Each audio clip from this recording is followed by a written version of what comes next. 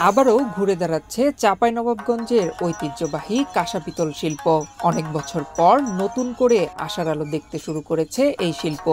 আবারও স্বপ্ন দেখতে শুরু করেছেন এই খাতের সাথে জড়িত বিপুল সংখ্যক কারিগর। আপনার এই হাত দিয়ে বা কারিগর দিয়ে কাজ হয়েছে না, উন্নত মানের মেশিন বেড়া করতে হবে। এখন যদি সরকার যদি মেশিন যদি ব্যবস্থা করে দিত, আগে বেলা হইতো মালটা ইন্ডিয়া যেত, এখন মালটা যায় না, এখন মালটা পাওয়া যাচ্ছে না, বা রাস্তাতে হয়রানির শিকার হইতে হয়েছে। আপনার হলো ঢাকা থেকে মারলে আসলে ধরলেন পুলিশে অনেক হয়রানি স্বীকার করছে। তো এই জন্য চাঁপাইনবাবগঞ্জে ঢাকা থেকে চাঁপাইনবাবগঞ্জে যেন কোনো প্রশাসনের লোক না হয়রানি না করে, তাইলে আমরা ব্যবসা সহজভাবে করতে পারবো। বা আমরা বাইরে থেকে মেশিন যদি আসে তো আমরা আরও ব্যবসা এই দেশের জন্য অনেক উন্নত মানে কিছু দিতে পারবো আমরা। অনেক আগে থেকে চাঁপাইনবাবগঞ্জের নামশঙ্করবাটি, আজাইপুর, আরামবাগ, বটতলাহাট ও সোনারমোড় এলাকা কাঁসাপিতল শিল্পের জন্য সুপরিচিত। এ এলাকার ব্যাপক সংখ্যক মানুষ কাঁসাপিতল শিল্পের সাথে জড়িত। এলাকার মানুষের ঘুম ভাঙত কাঁসাপিতল শিল্পের কারিগরদের হাতুড়ির টুংটাং শব্দে। তবে নানা রকম বৈরী পরিস্থিতির কারণে বেশ কিছুদিন ঢিমিতালে চলার পর এখন আবার এ এলাকার মানুষের ঘুম ভাঙছে সেই পুরনো পরিচিত হাতুড়ির টুংটাং শব্দে। আগের অবস্থা ছিল ভালোই ছিল, তখন কারিগর বেশি ছিল, মাল উৎপাদন বেশি হতো। এখন ধরেন যে লোক কমে গেছে, উৎপাদনটা কম হচ্ছে, চাহিদাটা বেশি আছে। কারিগররা ধরেন যে এখন মজুরি বেশি নেওয়ার কারণে মালের চাহিদাটা কমে গেছে। এখন ধরেন আধুনিক যুগ হয়েছে, বাংলাদেশের সার্কেলের মাল ঢাকাতে তৈরি হয় সার্কেল, এই সার্কেলটা এখানে নবাবগঞ্জে হতো, তাহলে ধরেন যে সব রকম মালের চাহিদা পূরণ। কারিগররা একটি জটিল ও সময় সাপেক্ষ প্রক্রিয়ায় কাঁচামাল থেকে কাঁসাপিতল তৈরি করেন। সেই কাঁসাপিতল থেকে তৈরি হয় নানা রকম আকর্ষণীয় থালা, বাটি, কলস, জগ, বদনা সহ নিত্য প্রয়োজনীয় ব্যবহার সামগ্রী।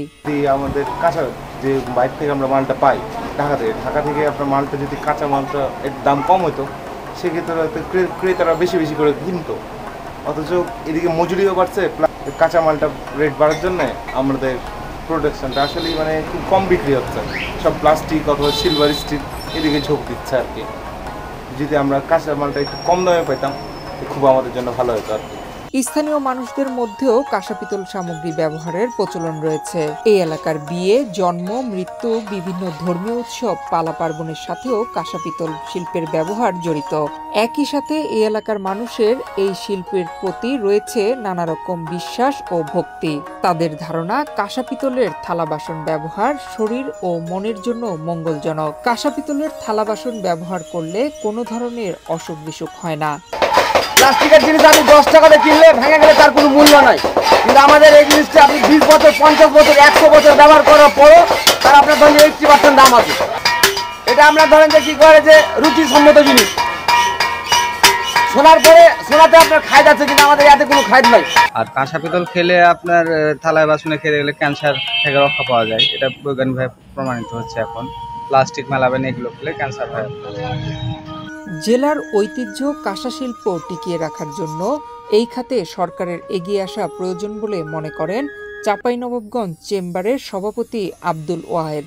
যেসব আমদানিকারকরা আমদানি করতে চায় তাদেরকে দিয়ে দীর্ঘমেয়াদী স্বল্প সুদে এবং ঋণ পত্র খুলে, বিশেষ করে এলসি খুলে যেন কাঁচামাল আমদানি করতে পারি, তার জন্য সরকারের সহায়তা যদি করা হয় তবেই আমাদের এই শিল্পটাকে ধ্বংসের প্রান্ত থেকে রক্ষা করা সম্ভব।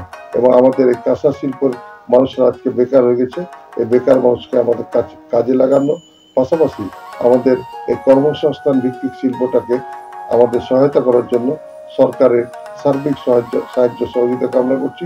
এবং আমাদের আমদানিকারক এবং কারিগর এবং ব্যবসায়ীদেরকে দীর্ঘমেয়াদী আর্থিক লোন দেওয়ার জন্য আমি অনুরোধ করছি। এলাকার কয়েক হাজার পরিবার কাঁসার কারিগর হিসেবে তাদের বাপ-দাদার পেশা ধরে রেখেছেন।